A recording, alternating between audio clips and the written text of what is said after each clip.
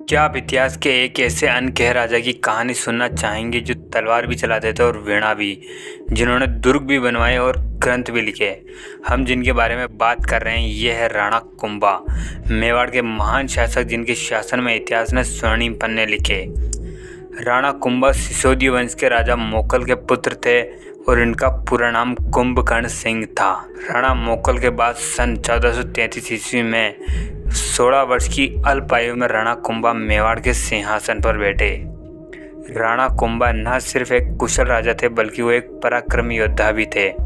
उन्होंने मालवा के सुल्तान महमूद खिलजी को सरंगपुर युद्ध में करारी हार दी और गुजरात तथा नागौर के सुल्तानों को भी घुटनों पर ला दिया। उनका साम्राज्य इतना फैला कि उत्तर में अजमेर से लेकर दक्षिण में नर्मदा नदी तक मेवाड़ की सीमाएं पहुंच गई।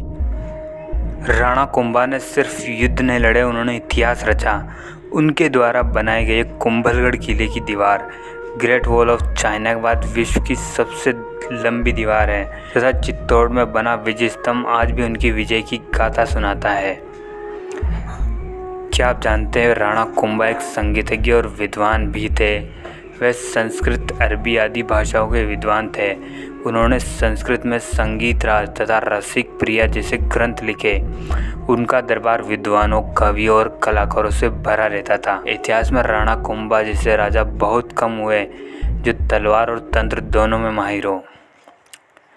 लेकिन इस महान शासक का अंत बहुत दुखद था। सन 1468 में उनके ही पुत्र उदय सिंह प्रथम ने सत्ता के लालच में आकर उनकी हत्या कर दी।